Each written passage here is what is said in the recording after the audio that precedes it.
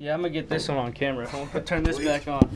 We, I guess backtracking, I played on 6th Street. It was my first regular gig. Well, before that, my very first regular gig actually was at El Arroyo Mexican Restaurant in Austin. And I played their happy hours every Thursday. And it was cool because I got $50, which paid for my sound equipment rental. That was $35. And I made a grand total of $15 at the end of the day. And this also included all the queso and chips and margaritas that I wanted. Oh, So, see, that's it perks right there. of the That's the job. selling point. Perks of the job, right? And so I did that, I guess, for about a year. And then a buddy of mine had a friend that worked at Blind Pig on 6th Street. And we started, like, Wednesday was their dead night. Nothing going on, so he's like, you can play Wednesdays. I was like, all right, that's cooler than El Arroyo Mexican restaurant. Because at least it's like on the 6th Street on the stage and in front of people. And so that's when I started piecing together a band.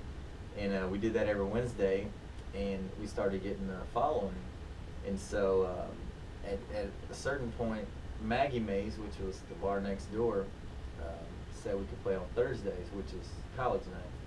And so that was kind of another step up. And that's where the Blind Pig pub line came from, because that was kind of where we cut our teeth at, honestly.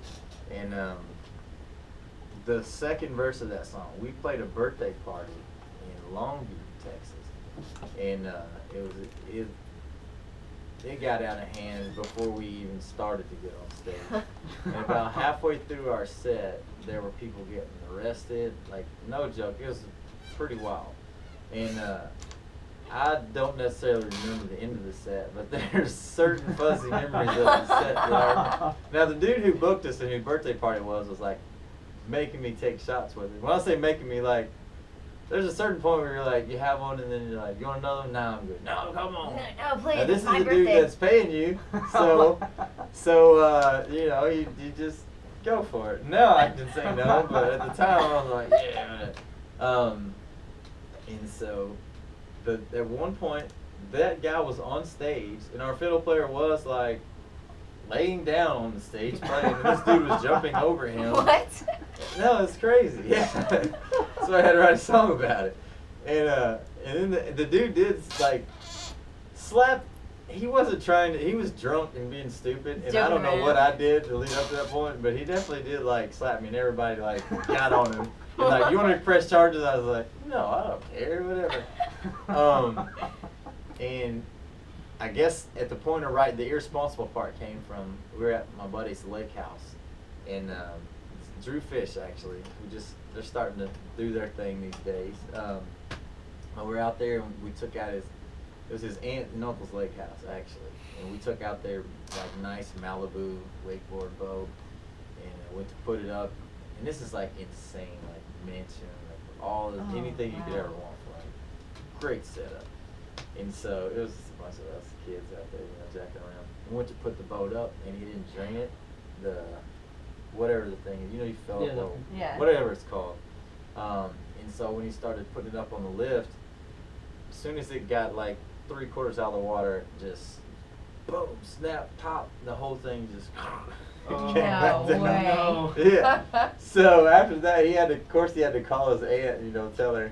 And it wound up being the gauge was broke. Like, they tell you how much water was in it. So okay. it wasn't like he thought it was empty. It wasn't like, he just put it in and didn't care. But at the time, she didn't know this, and so she was like chewing him out. So I'm like, I can't believe you, blah blah, you're irresponsible, da da da da.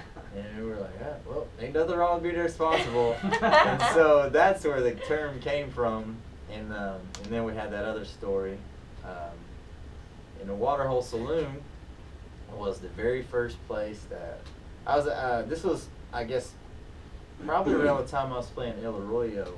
It was just me acoustic, and we were outside of Austin. We were going to see, like, my buddy's uncle, and he wasn't home, so we were coming back. And there was this old, like, saloon, like maybe 5 people in it, just out in the middle of nowhere, pretty much. And we stop in there, and we're doing it. hey, I guess I had my guitar in the truck, I don't know, but like the owner's daughter was there. Like she was the only worker. And like, hey, can he play some songs? Like I don't even think they had a stage. I think it was just like, why? Like, we were gonna entertain ourselves pretty much at their expense. And so we did that, and then she like booked us a few times after that. So that's where the whole water hole saloon reference came from. So that was a lot of truth and kind of historically accurate stuff going on in that song. Jeez. That's so cool. And Josh and I, every time that we have the show, we talk with guests, we talk about